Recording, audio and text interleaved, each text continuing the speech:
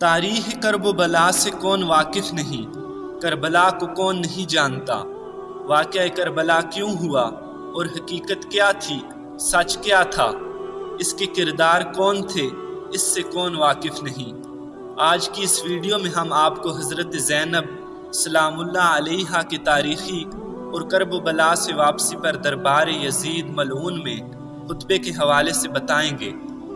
سوال یہ کیا گیا کہ جب یزید کے دربار میں حضرت زینب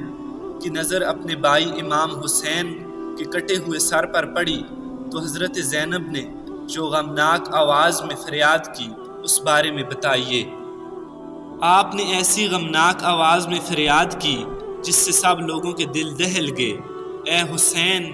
اے محبوب رسول خدا، اے مکہ و مدینہ کے بیٹے، اے فاطمہ کے بیٹے، اے محمد مصطفیٰ کی بیٹی کے بیٹے۔ راوی اس واقعہ کو نقل کرتے ہوئے کہتا ہے، خدا کی قسم، حضرت زینب کی اس آواز سے وہ تمام لوگ رونے لگے جو یزید کے دربار میں بیٹھے ہوئے تھے، اور یزید اس طرح خاموش بیٹھا ہوا تھا جس طرح اس کو سانپ سونگھ گیا ہو۔ پھر یزید نے خضران کی لکڑی لانے کا حکم دیا۔ پھر یزید نے اس لکڑی کو امام حسین کے لبوں اور دانتوں پر لگایا۔ ابو برزہ اسلمی جو کہ رسول خدا صلی اللہ علیہ وسلم کے صحابی تھے اور وہاں پر موجود تھے، نے یزید کو مخاطب کر کے کہا، اے یزید، کیا تو اس چھڑی سے حسین فرزند فاطمہ کے دندان مبارک پر مار رہا ہے؟ میں نے اپنی آنکھوں سے دیکھا ہے کہ پیغمبر اکرم صلی اللہ علیہ وسلم حسین اور ان کے بھائی حسن کے لبوں اور دندان مبارک کو بوسہ دیتے تھے اور فرماتے تھے، تم دونوں جوانان جنت کے سردار ہو، جو تمہیں قتل کرے خدا اس کو قتل کرے اور اس پر لعنت کرے اور اس کے لیے جہنم کو آمادہ کرے، اور وہ بہت خراب جگہ ہے۔ یزید غصے میں چیخنے لگا اور حکم دیا کہ صحابی رسول کو باہر نکال دو۔ یزید اپنے غرور میں مست تھا اور سمجھ رہا تھا کہ کرب و بلا میں کامیاب ہو گیا، اور ان اشعار کو بلند آواز سے پڑھ رہا تھا جو اس کے اور آل امیہ کے دین مبین اسلام پر ایمان نہ رکھنے کی زندہ دلیل ہے۔ کاش کہ میرے وہ بزرگ جو جنگ بدر میں قتل کر دیے گئے تھے وہ آج ہوتے اور دیکھتے کہ کس طرح قبیلہ خزرج نیزہ مارنے کے بجائے گریہ ازاری میں مشغول ہیں۔ اس وقت وہ خوشی میں فریاد کرتے اور کہتے، اے یزید، تیرے ہاتھ شال نہ ہوں۔ میں خندف کی اولاد میں سے نہیں ہوں جو احمد رسول خدا صلی اللہ علیہ وسلم کی اولاد سے انتقام نہ لوں۔ یہاں پر علی کی شیر دل بیٹی زینب کبریٰ کھڑی ہو گئیں اور بہترین خطبہ ارشاد فرمایا، سب تعریفیں اس خدا کے لیے ہیں جو کائنات کا پروردگار ہے، اور خدا کی رحمت نازل ہوں پیغمبر اکرم صلی اللہ علیہ وسلم پر اور ان کی پاکیزہ عطرت و اہل بیت پر۔ اما بعد، بالآخر ان لوگوں کا انجام برا ہے جنہوں نے اپنے دامن حیات کو برائیوں کی سیاہی سے داغدار کر کے اپنے خدا کی آیات کی تکذیب کی اور آیات پروردگار کا مذاق اڑایا۔ اے یزید، کیا تو سمجھتا ہے کہ تو نے ہم پر زمین کے گوشے اور آسمان کے کنارے مختلف طرح سے تنگ کر دیے ہیں، اور آل رسول کو رسیوں اور زنجیروں میں جکڑ کر در بدر پھرانے سے تو خدا کی بارگاہ میں سرفراز ہوا اور ہم رسوا ہوئے ہیں؟ کیا تیرے خیال میں ہم مظلوم ہو کر ذلیل ہو گئے اور تو ظالم بن کر سر بلند ہوا ہے؟ کیا تو سمجھتا ہے کہ ہم پر ظلم کر کے خدا کی بارگاہ میں تجھے شان و مقام حاصل ہو گیا ہے؟ آج تو اپنی ظاہر فتح کی خوشی میں سرمست ہے، مسرت و شادمانی سے سرشار ہو کر اپنے غالب ہونے پر اترا رہا ہے، اور خلافت کے ہمارے مسلمہ حقوق کو غصب کر کے خوشی و سرور کا جشن منانے میں مشغول ہے۔ اپنی غلط سوچ پر مغرور نہ ہو اور ہوش کی سانس لے۔ کیا تو نے خدا کا یہ فرمان بھلا دیا ہے کہ حق کا انکار کرنے والے یہ خیال نہ کریں کہ ہم نے انہیں جو مہلت دی ہے وہ ان کے لیے بہتر ہے، بلکہ ہم نے انہیں اس لیے ڈھیل دے رکھی ہے کہ جی بھر کر اپنے گناہوں میں اضافہ کر لیں، اور ان کے لیے خوفناک عذاب معین کیا جا چکا ہے۔ اے طلقاء کے بیٹے، آزاد کردہ غلاموں کی اولاد، کیا یہ تیرا انصاف ہے کہ تو نے اپنی مستورات اور لونڈیوں کو چادر اور چار دیواری کا تحفظ فراہم کر کے پردے میں بٹھا رکھا ہے، جبکہ رسول زادیوں کو سر برہنہ در بدر پھرا رہا ہے؟ تو نے مخترات عصمت کی چادریں لوٹ لی ہیں اور ان کی بے حرمتی کا مرتکب ہوا۔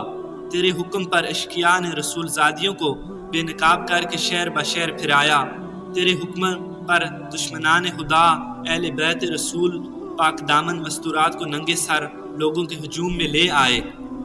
اور لوگ رسول زادیوں کے کھلے سر دیکھ کر ان کا مذاق اڑا رہے ہیں، اور دور و نزدیک کے رہنے والے سب لوگ ان کی طرف نظریں اٹھا اٹھا کر دیکھ رہے ہیں۔ ہر شریف و کمینے کی نگاہیں ان پاک بیبیوں کے ننگے سروں پر جمی ہیں۔ آج رسول زادیوں کے ساتھ ہمدردی کرنے والا کوئی نہیں ہے، آج ان قیدی مستورات کے ساتھ ان کے مرد موجود نہیں ہیں جو ان کی سرپرستی کریں، آج آل محمد کا معین و مددگار کوئی نہیں ہے۔ اس شخص سے بلائی کی کیا توقع ہو سکتی ہے جس کی ماں یزید کی دادی نے پاکیزہ لوگوں کے جگر کو چبایا ہو، اور اس شخص سے انصاف کی کیا امید ہو سکتی ہے جس نے شہیدوں کا خون پی رکھا ہو۔ وہ شخص کس طرح ہم اہل بیت علیہم السلام پر مظالم ڈھانے میں کمی کر سکتا ہے جو بغض و عداوت اور کینے سے بھرے ہوئے دل کے ساتھ ہمیں دیکھتا ہے۔ اے یزید، کیا تجھے شرم نہیں آتی کہ تو اتنے بڑے جرم کا ارتکاب کرنے اور اتنے بڑے گناہ کو انجام دینے کے باوجود فخر و مباحات کرتا ہوا یہ کہہ رہا ہے کہ آج اگر میرے اجداد موجود ہوتے تو ان کے دل باغ باغ ہو جاتے، اور مجھے دعائیں دیتے ہوئے کہتے کہ اے یزید تیرے ہاتھ شال نہ ہوں۔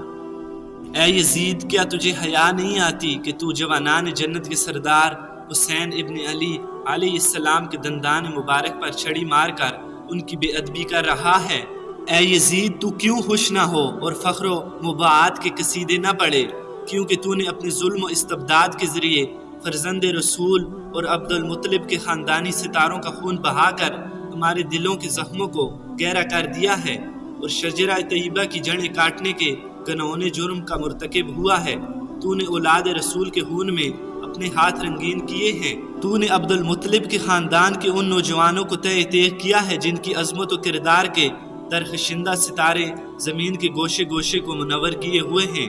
آج تو آل رسول کو قتل کر کے اپنے بد نہاد برے اسلاف کو پکار کر انہیں اپنی فتح کے گیت سنانے میں منہمک ہے۔ تو سمجھتا ہے کہ وہ تیری آواز سن رہے ہیں؟ جلدی نہ کر، ان قریب تو بھی اپنے ان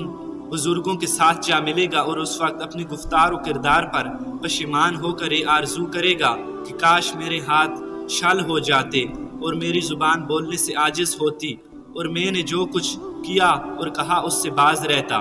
اس کے بعد حضرت زینب نے آسمان کی طرف منہ کر کے بارگاہ الہی میں عرض کیا، اے ہمارے پروردگار، تو ہمارا حق ان ظالموں سے ہمیں دلا دے، اور تو ہمارے حق کا بدلہ ان سے لے۔ اے پروردگار، تو ہی ان ستمگروں سے ہمارا انتقام لے، اور اے خدا تو ہی ان پر اپنا غضب نازل فرما، جس نے ہمارے عزیزوں کو خون میں نہلایا اور ہمارے مددگاروں کو تہ تیغ کر دیا۔ اے یزید، خدا کی قسم، تو نے جو ظلم کیا ہے یہ اپنے ساتھ ظلم کیا ہے، تو نے کسی کی نہیں بلکہ اپنی ہی کھال چاک کی ہے، اور تو نے کسی کا نہیں بلکہ اپنا ہی گوشت کاٹا ہے۔ تو رسول خدا کے سامنے ایک مجرم کی صورت میں لایا جائے گا، اور تجھ سے تیرے اس گناہونے جرم کی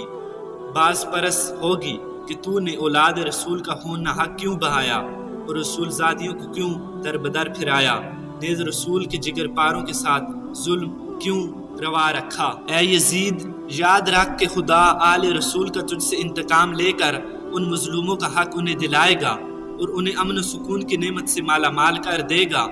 خدا کا فرمان ہے کہ تم گمان نہ کرو کہ جو لوگ راہ خدا میں مارے گئے وہ مار چکے ہیں،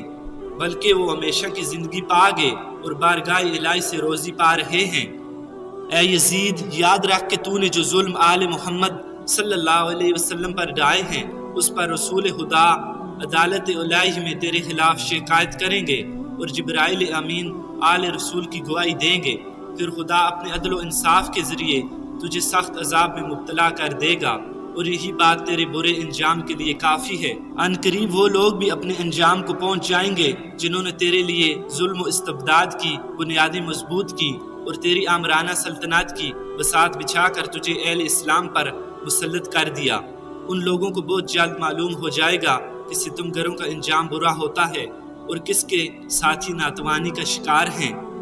اے یزید، یہ گردش ایام اور حوادث روزگار کا اثر ہے کہ مجھے تجھ جیسے بدنہاد برے انسان سے امکلان ہونا پڑا ہے اور میں تجھ جیسے ظالم ستمگر سے گفتگو کر رہی ہوں، لیکن یاد رکھ میری نظر میں تو ایک نہایت پست و گھٹیا شخص ہے جس سے کلام کرنا بھی شریفوں کی توہین ہے۔ میری اس جرأت سخن پر تو مجھے اپنے ستم کا نشانہ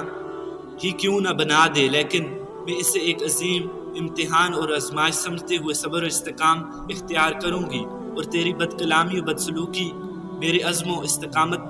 پر اثر انداز نہیں ہو سکتی۔ اے یزید، آج ہماری آنکھیں اشکبار ہیں اور سینوں میں آتش غم کے شعلے بھڑک رہے ہیں۔ افسوس تو اس بات پر ہے کہ شیطان کے ہم نوا اور بدنام لوگوں نے رحمان کے سپاہیوں اور پاک باز لوگوں کو تہہ تیغ کر ڈالا ہے، اور ابھی تک اس شیطانی ٹولے کے ہاتھوں سے ہمارے پاک خون کے قطرے ٹپک رہے ہیں۔ ان کے ناپاک دہن ہمارے گوشت چبانے میں مصروف ہیں، اور صحرا کے بیڑیے ان پاک باز شہیدوں کی مظلوم لاشوں کے ارد گرد گھوم رہے ہیں، اور جنگل کے نجس درندے ان پاکیزہ جسموں کی بے حرمتی کر رہے ہیں۔ اے یزید، اگر تو آج ہماری مظلومیت پر خوش ہو رہا ہے اور اسے اپنے دل کی تسکین کا باعث سمجھ رہا ہے، تو یاد رکھ کہ جب قیامت کے دن اپنی بد کرداری کی سزا پائے گا تو اس کا برداشت کرنا تیرے بس سے باہر ہوگا۔